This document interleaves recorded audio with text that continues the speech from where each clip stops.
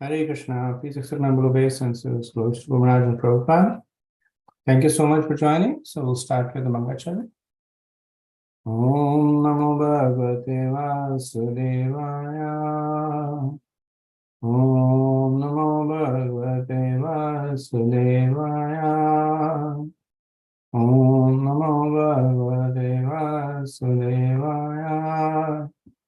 Narayanam Namaskrityam Naram Chaiva Narottamam Devam Saraswatam Vyasam Tato Jayavdhiraya Nashtaprayeshu Bhadreshu Nityam Bhagavata Sevaya Bhagavate Uttam Shloke Bhakti Bhavate Nashtaki Omagyantanandasya Gyanandana Sharakaya Chakshurunmilitam yena tasmai Shri Gurave Namaha.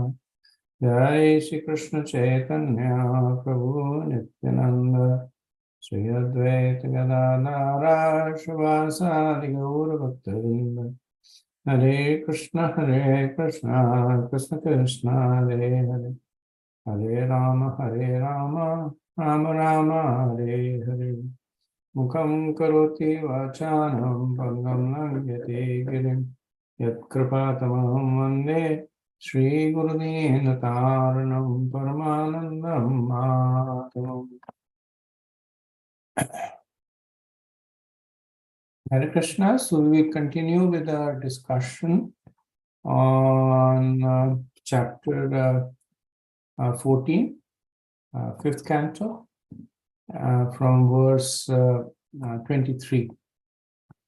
So these set of verses are essentially an ongoing description of the allegorical story that was recited by Jat Bharat to Maharaj Rahugana. And Parikshit Maharaj then requests Sukadeva Goswami to explain to him what the allegory was. And this chapter essentially is Sukadeva Goswami expanding on the allegory. He does more than explain, he expands on it also. Okay, so we'll resume from verse 23. So we won't do the Sanskrit because most of these verses are prose. And Sai Prabhu, if you don't mind, if you can read out the English.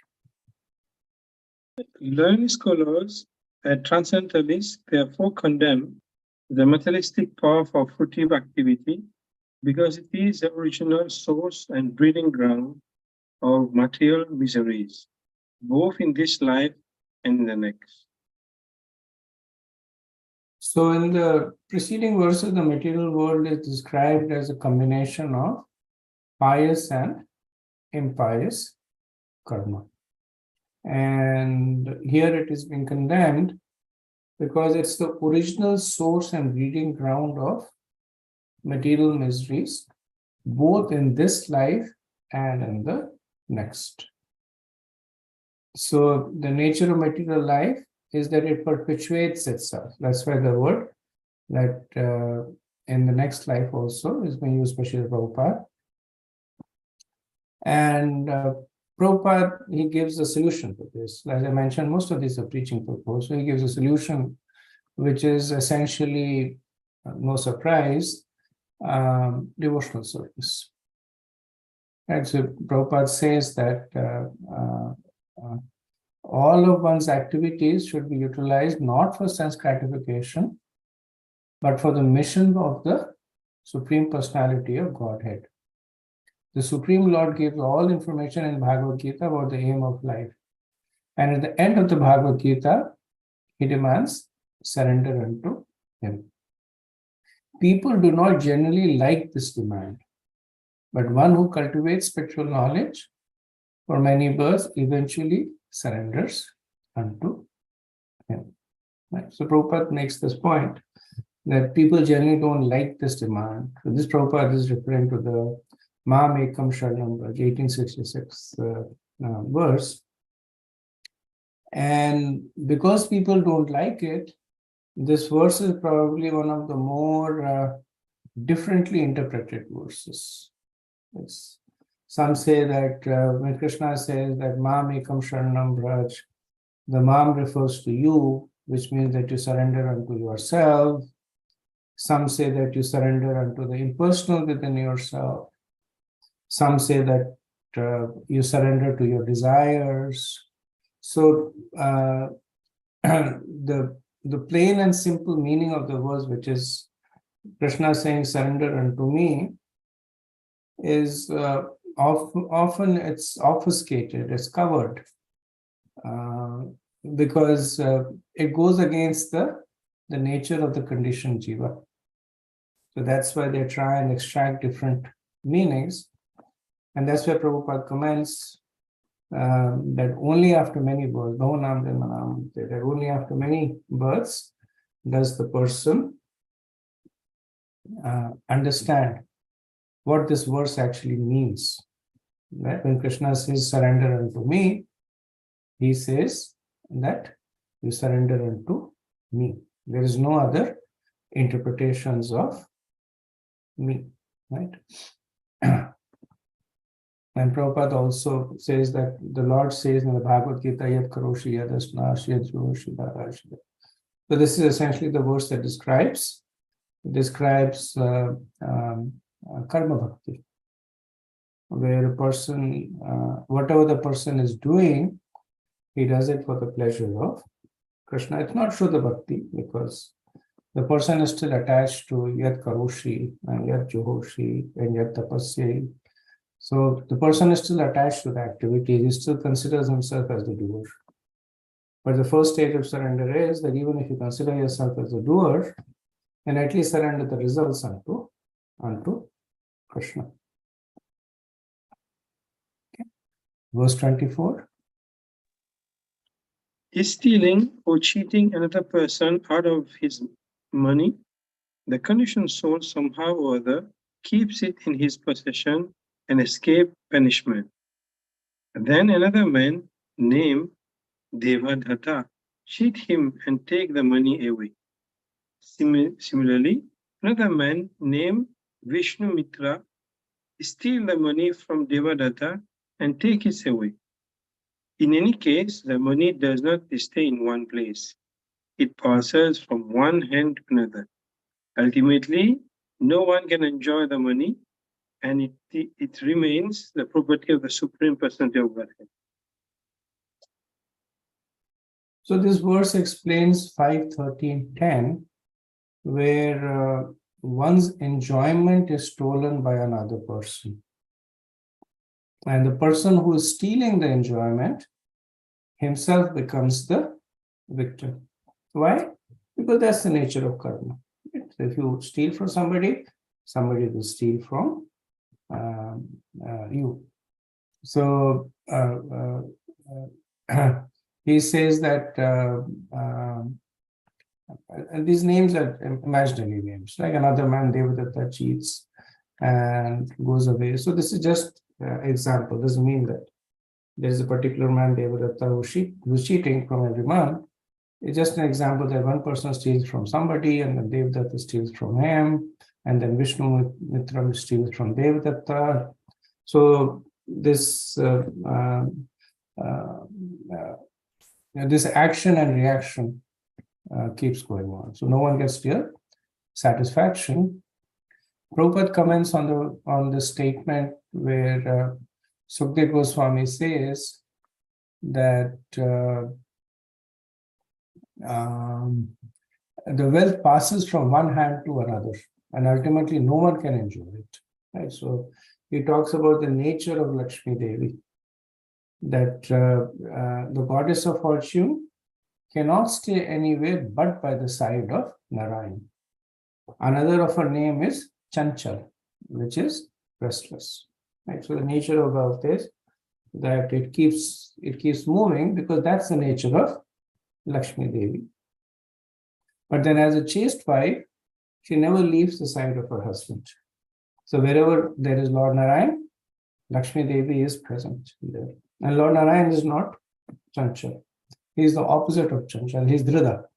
Once he holds on to you, very difficult to get away from the grasp of Lord Narayan. So once one takes to bhakti and Krishna holds on to you, very difficult to get away from bhakti. We may try our past conditioning might overcome, or our weaknesses or anarthas might overcome. But Krishna, he patiently holds on to us. And while Krishna is holding on to us, Lakshmi Devi is also there by his side. So, the first statement of the verse, stealing or cheating from other person of money, the conditioned soul somehow or other keeps it in his possession and escapes punishment. So the person may think that he has escaped punishment. Sometimes people, they steal and they think that they have successfully stolen. But all that it means is that they are not being punished right now. But the punishment is simply waiting for them. So what is the solution? The Prabhupada says that we worship Lakshmi Radharani along with Narayan, Krishna. We collect money from various sources, but that money does not belong to anyone but Radha and Krishna, Lakshmi Narayan. If money is utilized in the service of Lakshmi Narayan, the devotee automatically lives in an opulent way. Prabhupada would use his own example, saying that even though I don't own a penny, everything that I get, I use in the service of Radha and Krishna, yet I'm leading an opulent life.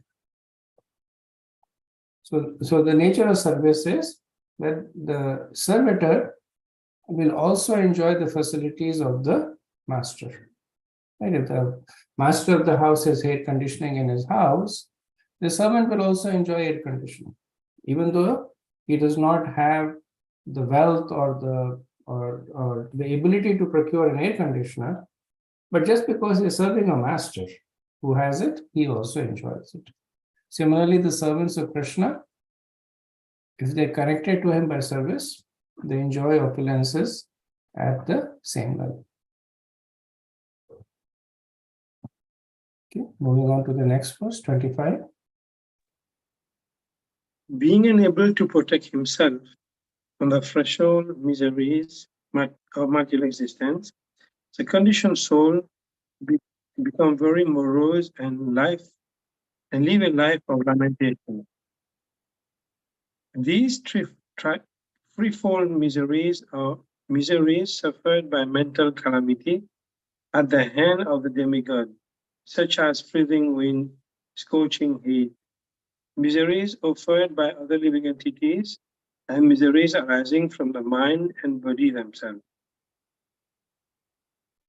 So the latter part of the verse is Prabhupada expanding on the three miseries, the Adibhotik, the Adhyatmic, which is called Atmyanam over here, and created by the body and mind, and Dashanam, the conditions of misery. So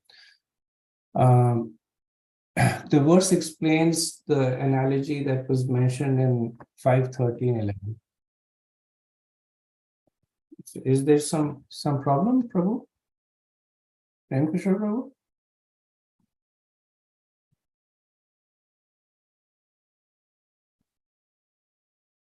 And he is having some technical issues.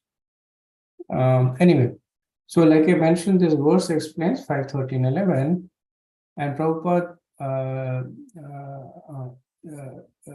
expands on it, that in the previous verse it was written that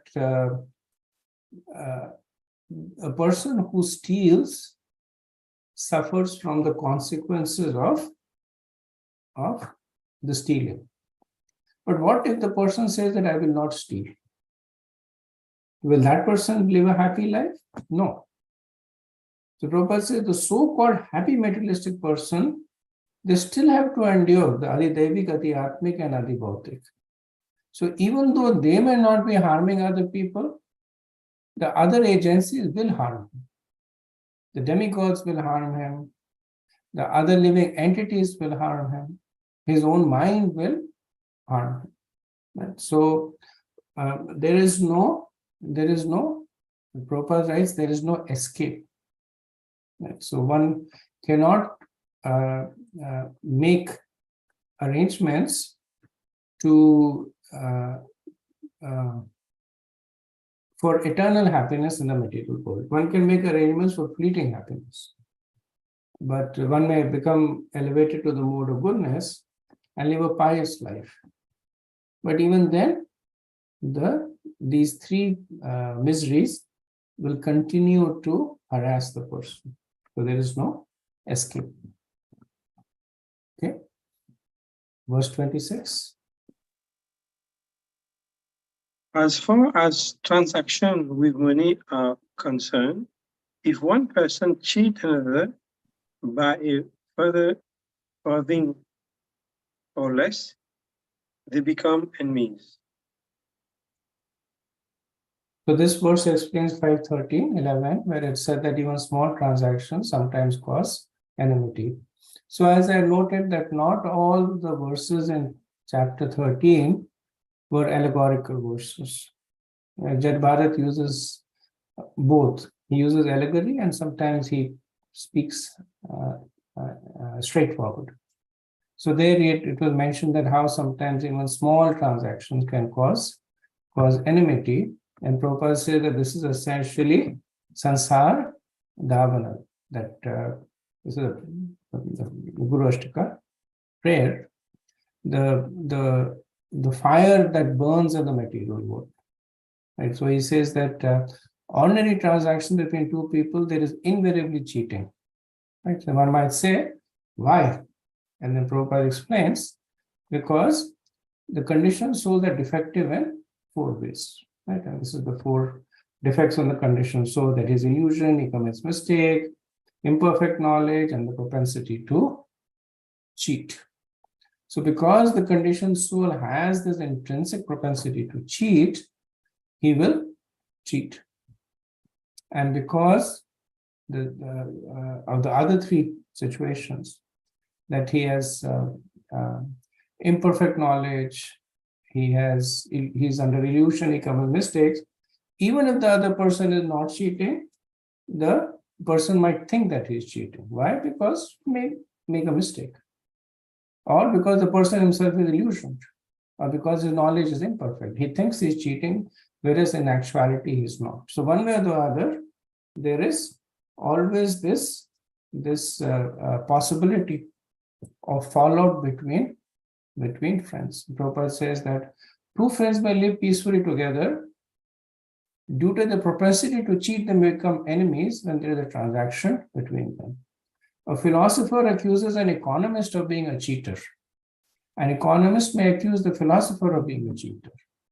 And this is the situation in the material life, right? So essentially, Prabhupada says the philosopher is more a jnani, an economist is more who is a karmi, who's looking for material wealth. Then he talks about the scientists. The scientists are cheaters because they present so many bogus things in the name of science. They propose going to the moon, but actually they end up cheating the entire public of large sum of money for their experiments. So it's interesting that right now there is, because of this mission that India sent, the Chandrayaan mission to moon, devotees are actually questioning this, that when Srila Prabhupada said that the moon landing never happened, how can we understand that? When Prabhupada said that it's not possible to go to the moon by mechanical means, how do we understand that? And there are different articles that are floating around. There's a video by Chaitanya Charan Prabhu in which he tries to reconcile the statements made by Prabhupada with the reality. So not for us to go into that. It's a whole discussion in itself. But the point that is being made over here is that because the conditioned soul has these 4 defects, then inevitably there will be misunderstandings between them. So as I noted that these set of verses they paint a pretty gloomy picture of the material world. The one in which there is no redemption. And previously, it was mentioned that how one jiva tries to steal the wealth of another jiva. But even if he does not steal, he will still suffer the consequences of simply living in the material world by these threefold miseries. Here it is mentioned that even if two jivas are trying to live cordially with each other, because of the intrinsic conditioning of the material source, there will invariably be misunderstandings. Okay, let's move to the next verse. 27. In this materialistic life, there are many difficulties I have just mentioned, and all of these are insurmountable. In addition, there are difficulties arising from so-called happiness, distress, attachment, hate, fear, false prestige, illusion, madness, lamentation, bewilderment, greed, envy, enmity, insult, hunger, thirst, tribulation, disease, birth, old age, and death. All these combine together to give the materialistic condition soul nothing but miseries. So in 5:13:13, the statement was made by Jabharat that this merchant in the forest wandering on the path, he almost dies because of great difficulties, loss of wealth, and sickness. And so this verse explains what are those great difficulties. Right? And Sukdev Goswami gives a list of it, right? He says that so-called happiness, distress, attachment, hate, fear, etc. And Prabhupada writes that the conditioned soul has to accept all these conditions simply to enjoy sense gratification. Although people declare themselves great scientists, economists, philosophers, politicians, and sociologists, they are actually nothing but rascals. Therefore, they are described as muras and naradhamas. Right? So, Prabhupada repeatedly gets our focus. So, if you see what Prabhupada is doing in these purports, he's trying to use these verses to show us that the anchor that we have put our faith in is a false anchor.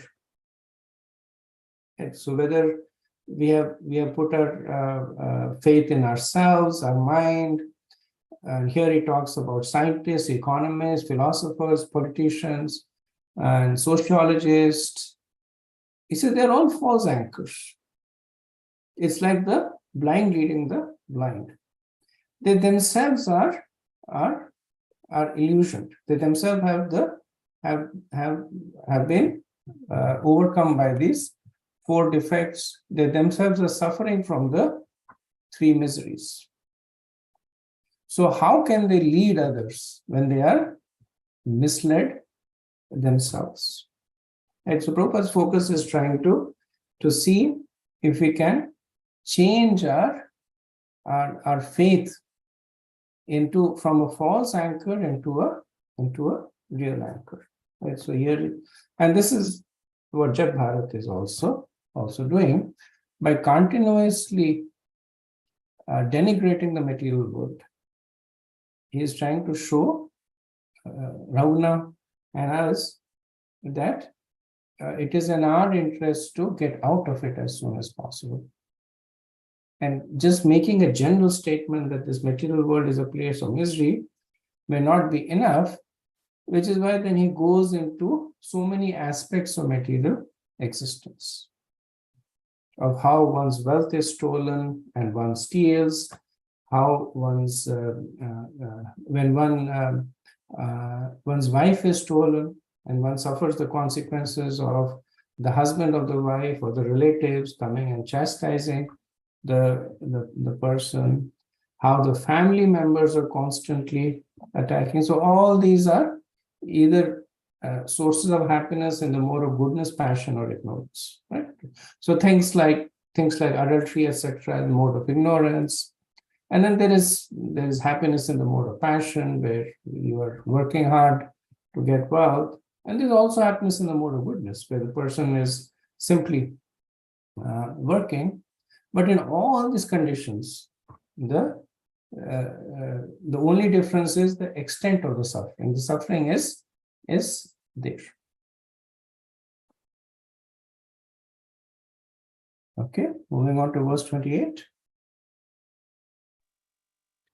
Sometimes the conditioned soul is attracted by illusion personified, his wife or girlfriend, and become eager to be embraced by a woman. Thus, he loses his intelligence as well as knowledge of life's goal.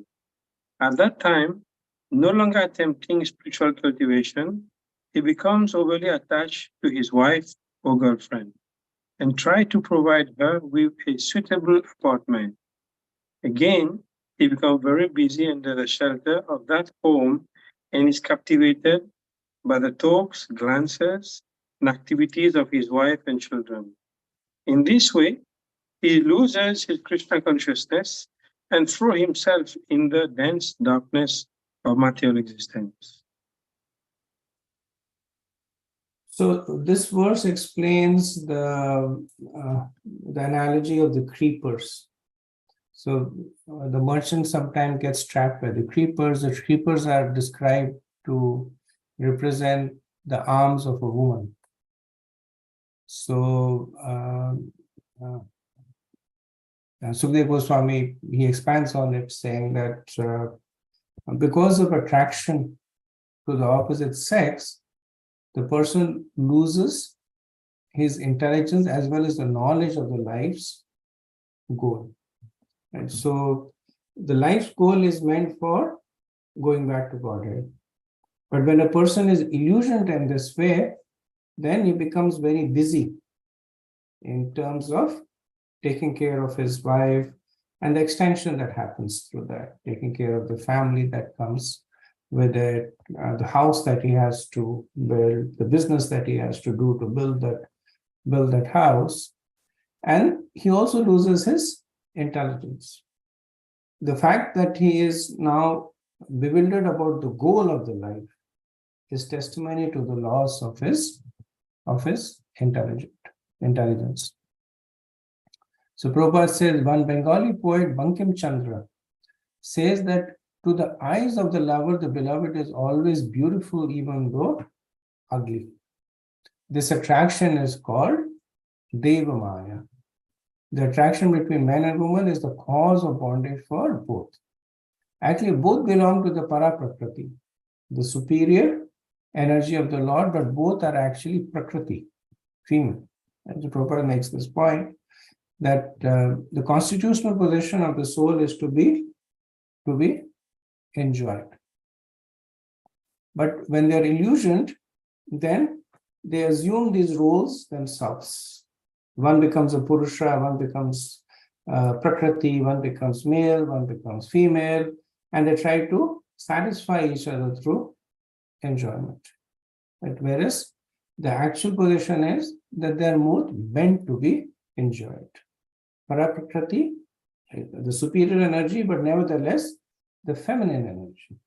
Krishna is the Purusha, and the Jiva is Prakriti. Okay, let's move on. Verse 29. The personal weapon used by Lord Krishna, the dish, is called Hari Chakra, the dish of Hari. This chakra is a wheel of time. It expands from the beginning of an atom up to the time of Brahma's death, and it controls all activities. It is always revolving and spending the life of the living entity from Lord Brahma down to an insignificant blade of grass. Thus, one changes from infancy to childhood to youth and the maturity, and thus one approach the end of life. It is impossible to check this wheel of time. This wheel is very exacting because it is a personal weapon of the Supreme Center of Godhead. Sometimes the conditioned soul, fearing the approach of death, wants to worship someone who can save him from imminent danger. Yet he does not care for the Supreme Person of Godhead, whose weapon is an indefatigable time factor. The conditioned soul instead takes shelter of a man-made God described in unauthorized scripture. Such gods are like buzzwords, vultures, heron, and crow. Vedic scriptures do not refer to them. Imminent death is like the attack of a lion, and neither vultures, bazooka, crows, nor heron can save one from such an attack. One who takes shelter of an authorized man-made God cannot be saved from the clutches of death. So this verse is an explanation from 5:13:16, wherein Jat Bharat had said that being afraid of the lion, he makes friends with the cranes, herons, and vultures. So the lion is essentially representing time. And here time is described as the Sudarshan Chakra of the Lord. It's said that as the chakra evolves, the time moves on. So as I had noted, there are so many causes of suffering in the material world, right, one after the other, and time is the most indefatigable, invincible, inevitable form of suffering. If by some miracle the person is able to lead a life which is free of miseries, if he is pious, if he has no enemies, if he does not give in to the four defects, so if by some miracle, it's an hypothetical, so if by some miracle the person is able to avoid all these traps, the creepers, the attraction to the opposite sex, the propensity to cheat, etc., then there is still time. There is still the lion of time. So the lion is the king of the jungle, the apex predator. Right? The apex predator is one who predates on everybody else. So then there is still time that is waiting to kill you. And nothing can kill time. Well, really speaking, lion can perhaps be killed by some other combination of animals, but time is unsurmountable. Why? Because it is the personal weapon of Krishna. Time is Krishna. Kalo Asmi. So what does the person do? When he sees this inevitability of time, then he makes friends with cranes, herons, and vultures. So these are essentially false gurus. So these are those who will come to the person and say, I will protect you from time, that I will give you immortality. I will make sure that your happiness and enjoyment continues forever. But just like when the lion appears and neither the vultures or the crows can stand in front of the lion, when time appears, then none of these false gurus can help the person. So Prabhupada says that Harim Vina Mritam Na Taranti. So Harim Vina, without the help of Lord Hari, Mritam Na Taranti. That nobody can save himself from the cruel hands of death. Which is why Krishna says, Ma'am eva ye prapadyante, ma'am etan tarantite. And How does Krishna support and help one overcome time? Mam evaya prapatyante. That's simply by surrendering unto Krishna, not by surrendering unto those. So the false gurus are noted as they are not referring to the authorized scriptures. So the greatest difficulty one encounters when trying to promote spiritual consciousness in human society is false gurus. Because there may be people who have this desire to make progress.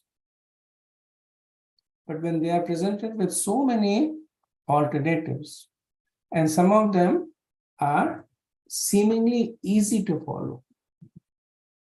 Some of the lectures that if you see of the so-called spiritual leaders who are not bona fide, they're essentially offering that.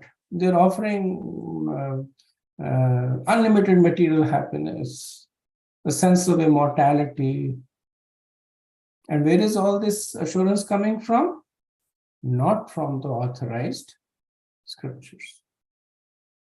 But when people are looking for it, they get cheated by these promises. They have still not been purified, they still have material desires. So when these false gurus come and promise to satisfy the material desires as a way to make spiritual progress, they're seduced by it. And they finally end up being hunted by the lion of time. So Prabhupada talks a little bit about ISKCON also. He says the Krishna consciousness movement is trying to bring its best to bring people back to Krishna consciousness in its pure form. But the Pashandis and the atheists who are cheaters are so numerous that sometimes we become perplexed and wonder how to push this movement forward. In any case, we cannot accept the unauthorized ways of so-called incarnations. Right? So Prabhupada is very firm about this. Right? Sometimes people Prabhupada's disciples would sometimes say that you're very strict. If you have to reach out to a wider audience, then you need to dilute your message a little bit. And Prabhupada would not compromise. He would say that I have come here to give Krishna to these people. And Krishna cannot be diluted. Okay, verse 30. The Prashuddha Swamis, yogis, and incarnation who do not believe in the supremacy of Godhead are known as Pashandis. They themselves are fallen and cheaters because they do not know the real path of spiritual advancement. And whoever goes to them is certainly cheated in his turn. When one is thus cheated, he sometimes takes shelter of the real follower of Vedic principle, Brahmana, or those in Krishna consciousness, who teach everyone how to worship the Supreme Set of Godhead according to the Vedic ritual. However, being unable to stick to these principles, these rascals again fall down and take shelter among Sudras, who are very expert in making arrangements for sex indulgence. Sex is very prominent among animals like monkeys, and such people who are enlivened by sex may be called descendant of monkeys. So this verse explains 5:13-17, where Jad Bharat says that cheated by cranes, he contacts a group of swans. So what is he speaking about over here? That so the cranes, as we saw in the previous verse, were the pseudo-gurus. Right? They were offering something that is unauthorized and essentially they can't deliver. Some people will simply continue to be cheated by them and simply go down that path. And ironically, Jad Bharat says they're a little better. There are some people who are not satisfied by the pseudo-gurus, so they contact the swans. So what are swans? Swans are the bona fide spiritual masters. Vishwanath Chakravarti says that why do people leave the pseudo gurus? So because they're dissatisfied with them, and either they opt to leave them or they're expelled by them for some imagined offenses. Right? Because the pseudo gurus are very vigilant when people start asking real questions. That what is the source of your information? And if you are God, can you demonstrate to me that you are God? So when they start asking those questions, they expel them. This Vishnu Chakravarti says with some imagined offenses. What does the person do if he's fortunate? Then he comes in contact with the swans, the devotees and the Brahmins. But unfortunately, because he has already been degraded by his contact with false spirituality, he is unable to submit to the rigor of bona fide religion. So this is actually the saddest aspect of people who have in the past come in contact with these pseudo religions. And we have this experience ourselves that more than one occasion we have people coming to our Bhakti Vriksha, and they've either practiced something in the past or they're still practicing something with somebody. And obviously the reason they're coming is because they're not fully satisfied, but they're unable to see things from anything other than the perspective that they developed. So either they will speculate mentally, they find it difficult to accept things on faith, or they will try to get the same kind of material happiness that was promised to them by these pseudo gurus. And in doing so, they also reject the swans. They also reject the bona fide gurus, the sincere devotees. So now where does he go now? He has rejected the cranes, the pseudo gurus. He has rejected the gurus. Where does he go? He becomes even more degraded. Right? So he goes to an even more fallen group of people, like the Shudras, and he performs illicit, impure activities, amongst which the most prominent is illicit sex. Right? So the path of even the aspiring, those souls that are aspiring to get out of this material world, even that is very tenuous.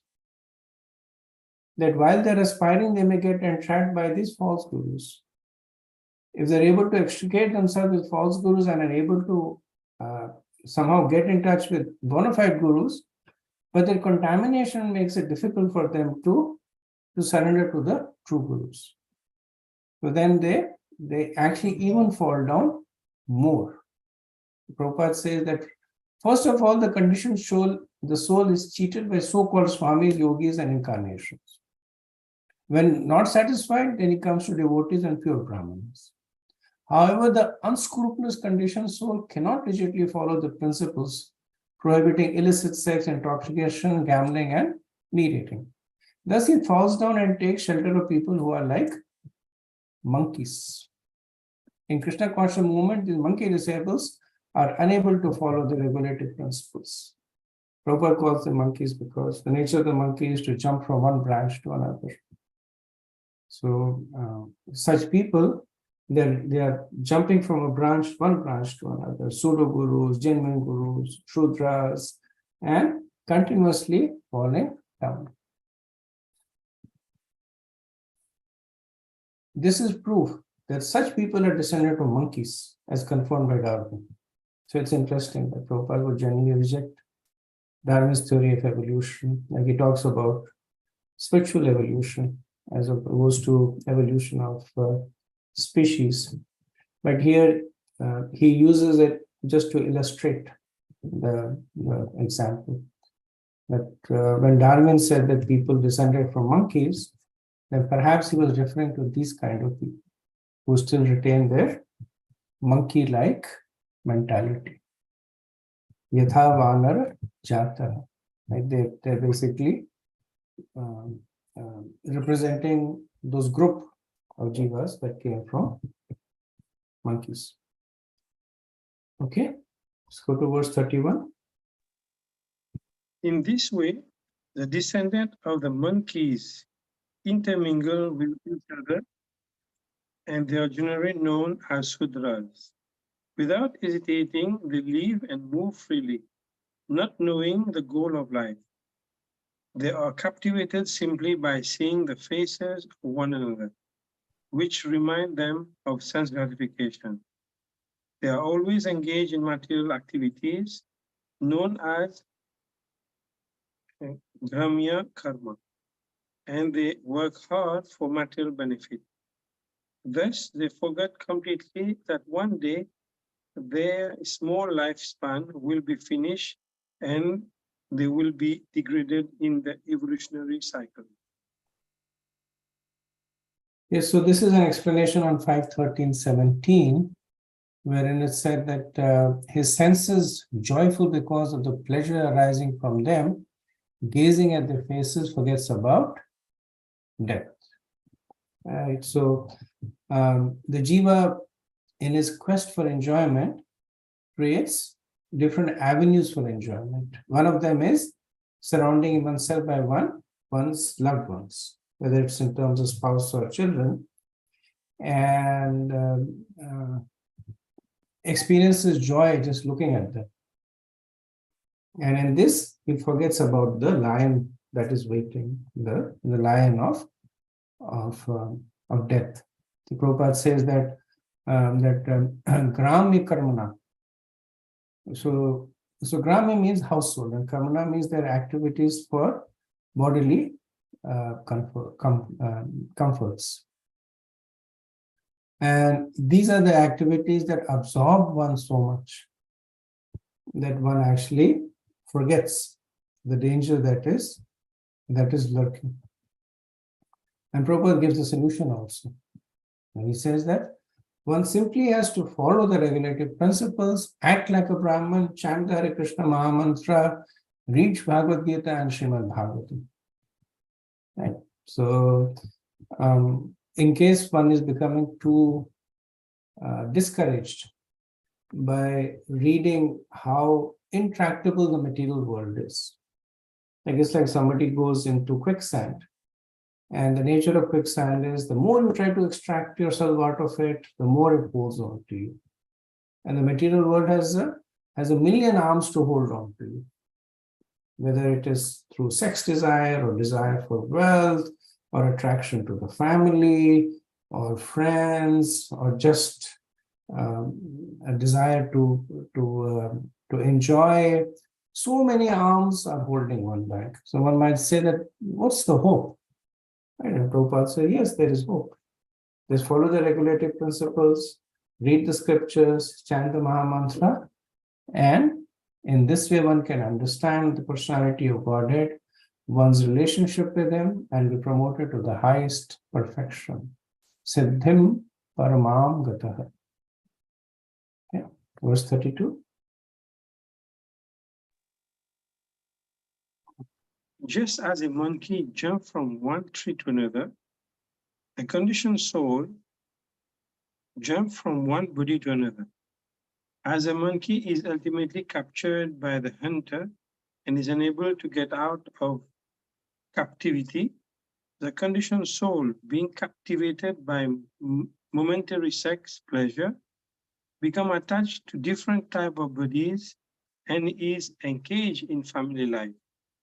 Family life affords the conditioned soul a festival of momentary sex pleasure, and thus is completely unable to get out of the material clutches. So the jumping of the monkeys from different branches is extended to different bodies. So the monkey is jumping from different branches of enjoyment, and because of that jumping propensity, it continues that the jumping, the soul of the conditioned living entity jumps from one body to another. And Prabhupada said that in this way, the monkey's business to jump from one tree to another and enjoy sex with his wives, the conditioned soul is doing the same thing, transmigrating from one body to another and engaging in sex. He thus completely forgets how to become free from the clutches of material engagement. Okay, verse 33. In this material world, when the conditioned soul forgets his relationship with the Supreme Personality of Godhead and does not care for Krishna consciousness, he simply engages in different types of mischievous and sinful activities. He is then subjected to the threefold miseries, and out of fear of the elephant of death, he falls into the darkness found in a mountain cave. So the verse explains the root cause of all that's happening, as explained in the previous verses, right? When the conditioned soul forgets his relationship with the Lord and does not care about Krishna consciousness. Right? Two things. So everyone in the material world, to some extent or the other, has forgotten about his eternal relationship with the Lord. But then there are some that do care about it. But this verse is speaking about those who do not even care about it. This is when they will engage in different types of mischievous and sinful activities. This is when they will be subjected to the threefold miseries and harassed in this way, and out of fear of the elephant of death, he falls into the darkness of a mountain cave. So Prabhupada said, everyone is afraid of death. And however strong a materialistic person may be, when there is disease and old age, one must certainly accept death's notice. The conditioned soul becomes very morose to receive the notice of death. His fear is compared to the fear experienced upon entering a dark mountain cave. And death is compared to the great elephant. And in the previous verse, the lion was compared to time. Here, death is compared to the elephant. So when one sees death appearing, when one sees a great elephant appearing, then one runs, thinking they can outrun death, but then they fall into this dark mountain cave, which essentially is fear. So at some point one understands that there is no escaping death. All the hospitals, all the medicines, all the surgeries, they are not going to change the inevitable. Then the person enters into this dark mountain cave. Right? The nature of a dark mountain cave is that it is all-encompassing, that it holds you inside. That's what the nature of the fear is, that it covers you with darkness, with depression. At this stage, very difficult to change one's mentality. In the past, when I had this, I would say, unfortunate opportunity to deal with a few people who knew that they were in what is known as hospice care, not devotees, but a distant relative. They were in hospice care, so they knew that they were in hospice care and death is inevitable. And then we tried to get them interested in it. But do you want to listen to bhajans and kirtans? Would you like a book? And they said no. And at one level they understood, but being conditioned for such a long time, it was impossible for them to change their mentality. That is the dark mountain cave. Okay. Verse 34. The conditioned soul suffers many miserable bodily conditions, such as being affected by severe cold and a strong wind. He also suffered due to the activities of other living beings and due to natural disturbances. When he is unable to counteract them and has to remain in a miserable condition, he naturally becomes very morose because he wants to enjoy material facilities. So this is an explanation of 5:13:11, where it is said that sometimes he is unable to counteract the heat, cold, wind, and rain. Right. So sometimes the person is not able to get relief, but the point is that the relief is temporary. So when a person thinks that I have now things according to my desires, my health is good, my job is good, my family is good, but the person does not realize that it is temporary, and eventually the nature of the material world will manifest itself again. Okay, we'll do one more verse and then we'll stop for any discussion.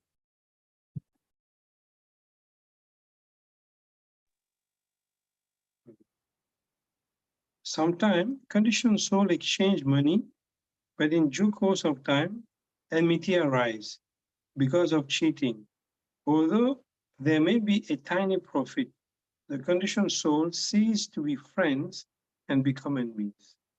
So similar point that was made earlier on, this explains 5:13:11, where enmity comes because of trivial reason. So it's a tiny profit.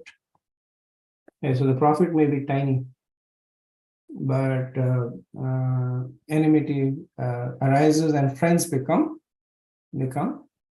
enemies. Right? Essentially, Jet Bharat is talking about how everything is temporary in the material world. Some people, they give a lot of importance to friends. So they will have parties and they will invite friends over. They will constantly associate with the friends in one way or the other. They will go out on excursions with their friends. But then, despite all that, because of trivial situations, so here money is given, but they could be other. There could be misunderstanding. There could be miscommunication. I know and this was before I came to Krishna consciousness. So we had like a group of friends, basically people that we worked with, and we used to meet almost every week in somebody's house or in a picnic and all that. But then I could see, and eventually we also were also part of it, that there were so many misunderstandings that could happen. Somebody was invited and they couldn't make it, another person would take offense that how come you didn't come when the party was in my house? Or somebody would say that, this potluck is, my dish was better than yours, or you don't get good dishes. Or sometimes people will just make fun of other people. So because they're all materially motivated, and even things that might seem trivial might cause enmity. And that's why Prabhupada keeps giving us, keep getting our attention back again and again to Krishna consciousness. And so Prabhupada said that unless one is firmly fixed in regulative principles, one may perform mischievous acts even if one is a member of Krishna consciousness movement. Right? So he talks about how the regulative principle is the protection from these mischievous acts. So the reason the regulative principles are given is that it helps us stay away from these kinds of material dealings. The Prabhupada actually cautions, even if a person is a devotee, but if he is not strictly following the regulative principles, then that person may also fall prey to these misunderstandings. As we have seen, not everybody in ISKCON is a pure devotee. And we see that there are also misunderstandings that happen, disagreements happen. Sometimes they're violent disputes, sometimes they're more subtle. And some of them may be in the service of the Lord, but a lot of them are essentially because of contamination in the practicing devotees themselves. So that's why Prabhupada says that those who are serious about pushing forward this Krishna consciousness movement should remember this and strictly follow the regulative principles so that their minds will not be disturbed. That's the protection that the regulative principle gives us, that it protects the mind against disturbance. Okay, so let me pause here and see if there's any discussion.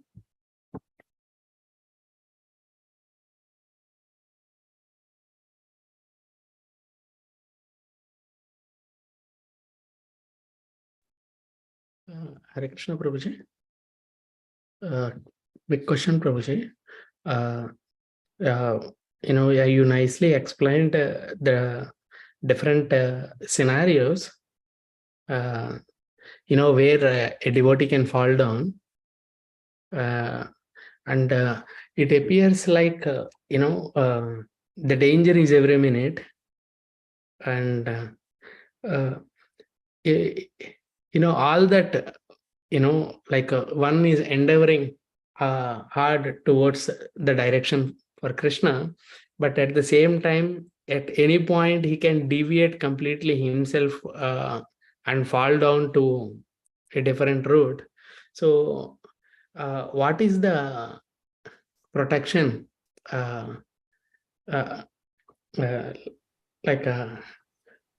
Little bit, can you add a little bit more to the, that hope perspective, because it looks a bit scary, because we know in our heart still a lot of contamination is there, and at the same time we try our best to follow, and the danger is any minute one can fall down all in our journey. So a little bit hope that on which we can anchor on and stay. Thank you, Prabhu. So a couple of points here. One is that the verses that are spoken by Jai Bharat does not refer to devotees. So Prabhupada is extending it in the purport just because he's preaching to the devotees also. These verses do not refer to devotees, right? So they're referring to those who have not taken shelter of a bona fide spiritual master, who have no interest in Krishna consciousness, who have completely ignored the need to make spiritual advancements. Right? So just that point of clarification, that it does not refer to devotees. Second question that you asked is that, what is the hope? Prabhupada says that in the purport, follow the four regulative principles. Does not have to be something very esoteric or exotic. Krishna consciousness is simple. Prabhupada brings it down to simple do's and don'ts. So the last statement in the purport, he says that the mind is protected when one strictly follows the four regulative principles. That's in our hand. If you follow it, the mind is protected. If you don't follow it, the mind is not protected. Right? So the solution is there. It's up to us to take it. It was a bit scary, all the descriptions. So, sure. Thank you, Prabhu. Hare Krishna, Prabhu. Regarding the material world being a miserable place, there was a question somebody asked me, and if God created this material world for our retribution, for our correction, and we consider it as a jail, then why there's still there is a enjoyment? Why are we given the enjoyment? What is the reason?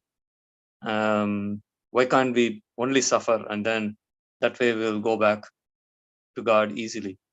So what would be the right answer, or appropriate response for that? So a couple of thoughts, Prabhu. So why is there enjoyment? Why does Krishna create the material world? He creates the material world specifically for the purpose of the jiva to enjoy. Now that enjoyment is bahirmukhi, the enjoyment is material, it goes against the nature of the soul, so it has all this contamination in it. But the material world is a place that has been created by Krishna for the jiva to enjoy, and that's what the jiva tries to do. Now, hypothetically, Krishna could have created a material world that was simply a place of suffering, where there was no enjoyment. So then we come to the second purpose of the material world, that it is also a place of redemption. And this is where the jiva is able to hopefully see the error of his ways and go back to Krishna. Now, for a conditioned soul that is only suffering, there is no incentive to desire the spiritual world. But if there is happiness, then there is that incentive. I see this happiness, but I see that it is chapal, is flickering. I see that it is ashashvatam, it's temporary. But maybe there is happiness that is not flickering. Maybe there is happiness that is more permanent. That is what drives the jiva to go from the mode of ignorance to passion to goodness. Right? The quality of happiness improves. But even in the mode of goodness, the happiness is still contaminated. And then the jiva will essentially endeavor to find happiness that is more lasting. We have all done this journey ourselves, right? We went to Krishna consciousness looking for something better. So we had some taste of enjoyment, we have some taste of pleasure. We were not satisfied with it. So we took to Krishna consciousness for something more. And because we experienced it there, then we decided to pursue it more so. But if there was no happiness at all, then there would be no channel for the jiva to desire something more. So from the perspective of redemption, the happiness is like a bait that Krishna drops in front of us. Take to this happiness and it will lead you to even higher tastes, which essentially is Krishna's ultimate goal. Right? He does not create the material world, even though ostensibly he is creating it for the jiva to enjoy, but not to stay and enjoy there forever. The real purpose is creating it that through their enjoyment, they get a desire to enjoy spiritually and come back to him. Thank you, Prabhu. Thank you. Thank you. Next question. Hare Krishna. Just a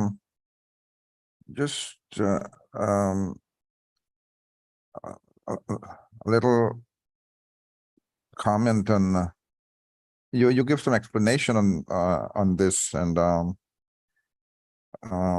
it's on verse 26 in the purport, where it is said that it is written that the scientists are cheaters because they present so many bogus things in the name of science. They propose going to the moon, but actually they end up cheating the entire public of large sums of money for their experiments. They cannot do anything useful. I remember in the early days, whenever the question of going to the moon, was raised, we always use the angle of what's called conspiracy theory, that there was a big conspiracy, it never happened, and like that. We even give some statistics that a large percent of the American population didn't believe in it, and we get away with it. But I'm thinking, now it appears that with this recent moon mission from India, that it actually happened. So I would like to believe the version of the Acharyas, the Shastra, and Srila Prabhupada still. But how do we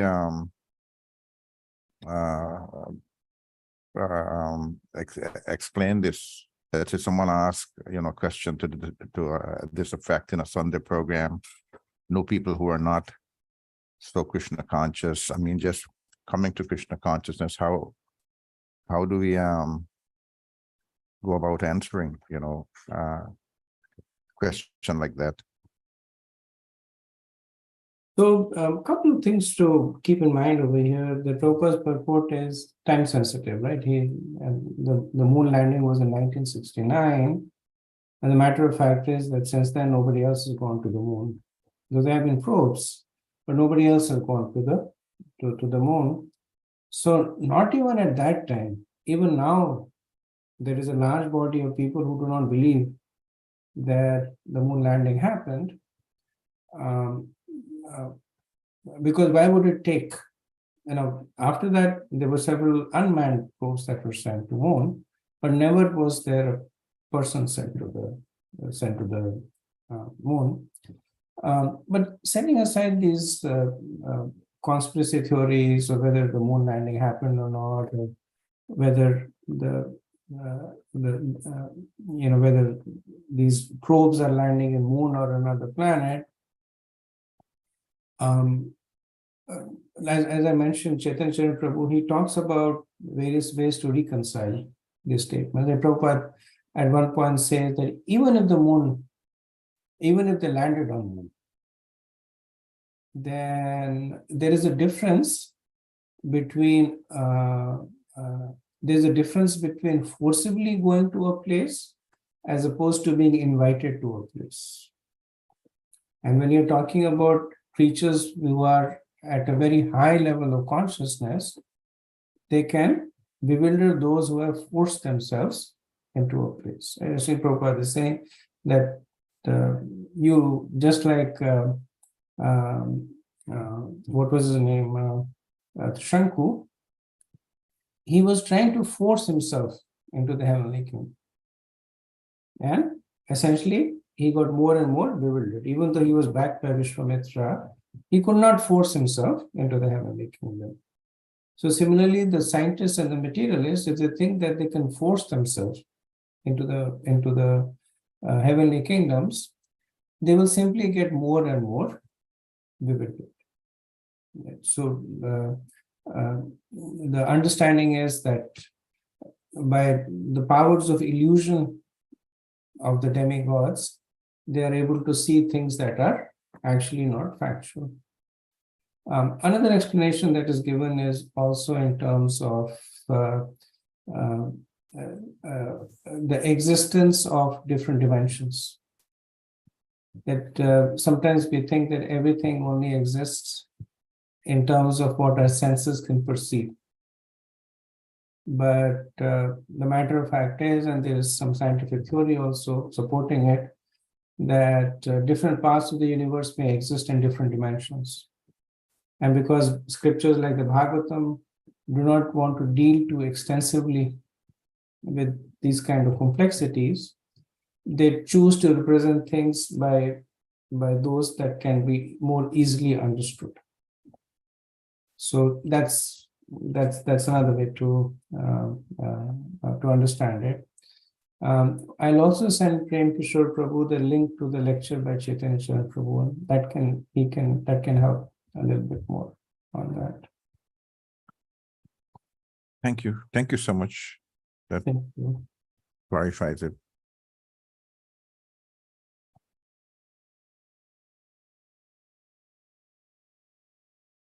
Okay, so if there are no more comments, we'll move on to verse 36. Sometimes, having no money, a conditioned soul does not get sufficient accommodations. Sometimes, he does not even have a place to sit, nor does he have the other necessities.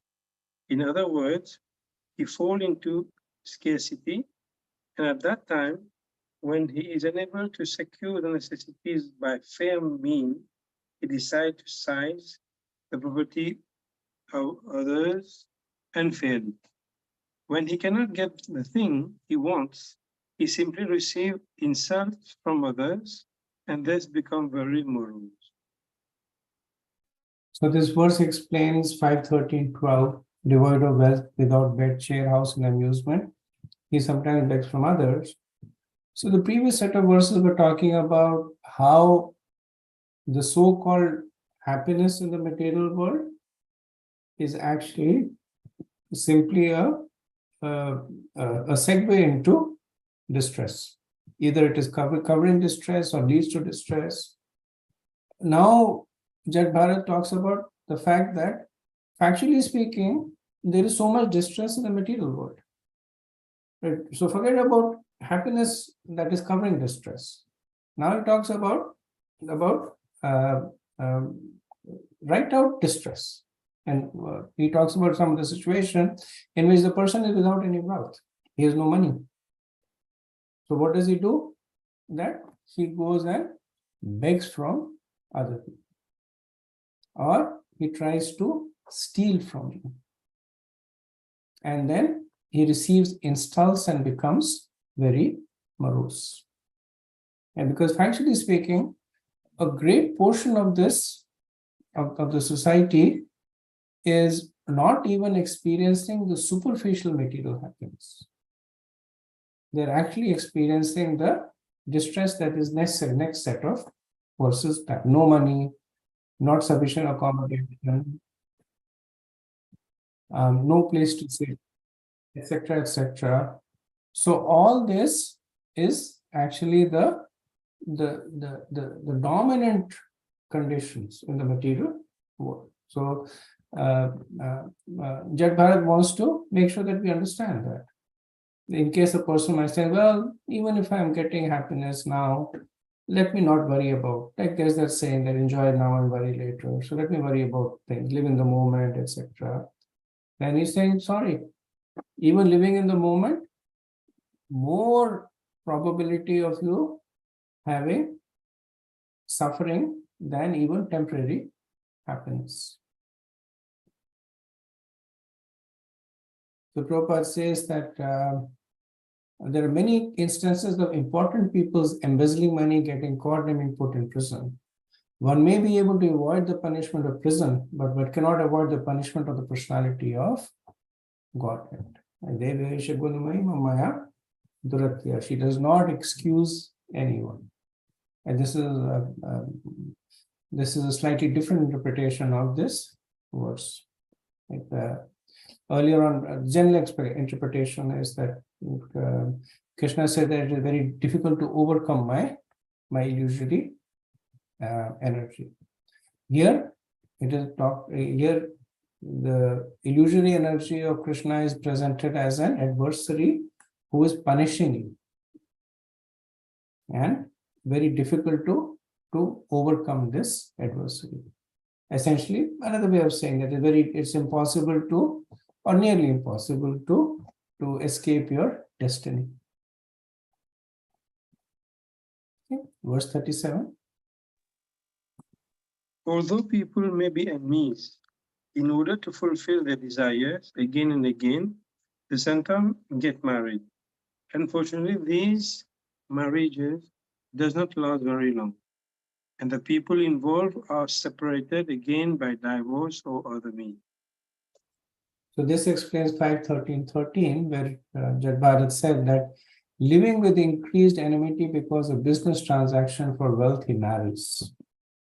And essentially what the verse says is that, so in general, when people have a lot of karmic debt with one another, then they tend to stay together. Now, there is this general law of karma in which we are exchanging karmic debt with so many people, right? Directly or indirectly. But then there are some karmic debts that are very heavy.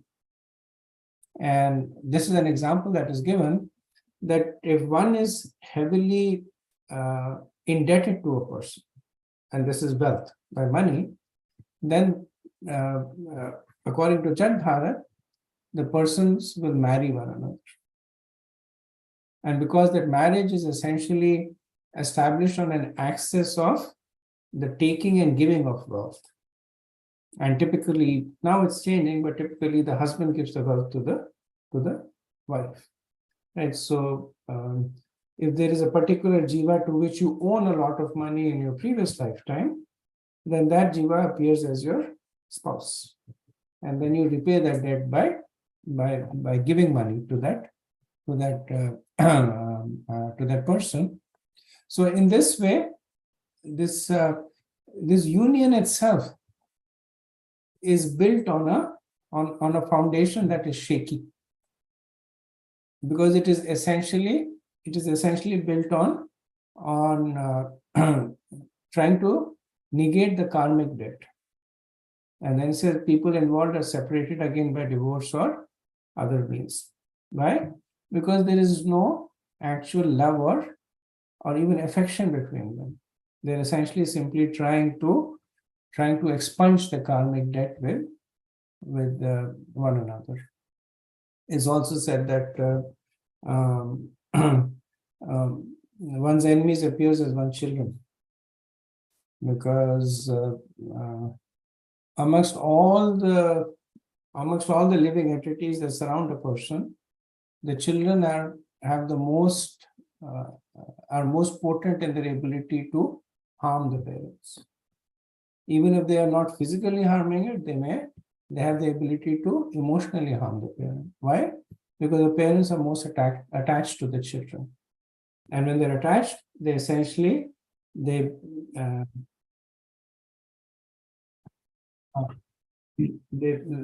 essentially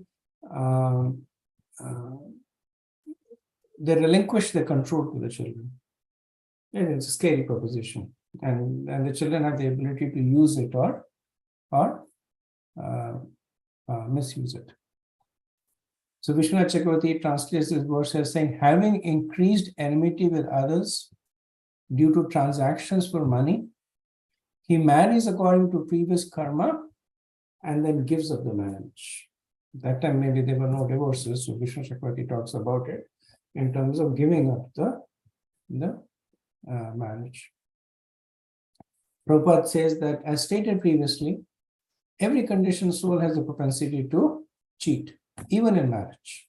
Prabhupada gives a slightly different interpretation. Everywhere in this material world, one conditioned soul is envious of another.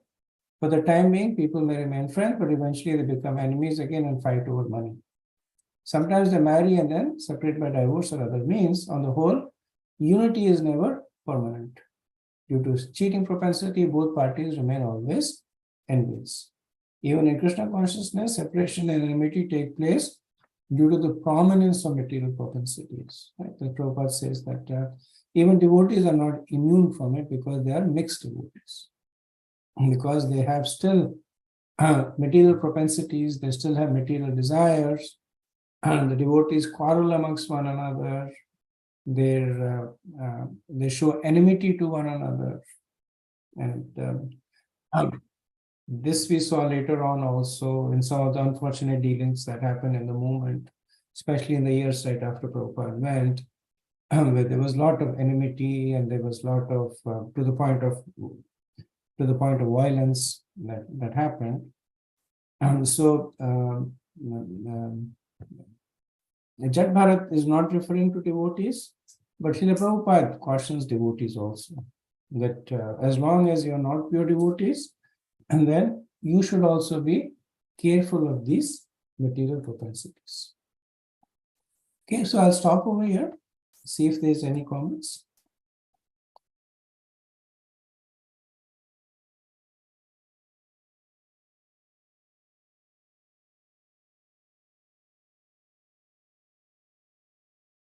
Okay, if not, then we'll end over here. Vanchakalpatarubhyascha kripasindhubhyeva cha patitanam pavanebhyo vaishnavebhyo namo namah. Anant Koti Vaishnavind ki jai, Srila Prabhupada ki jai, Srila Anant Koti Vaishnavind ki jai. Jai Gaur Premanand. Hari Hari. Hare Krishna.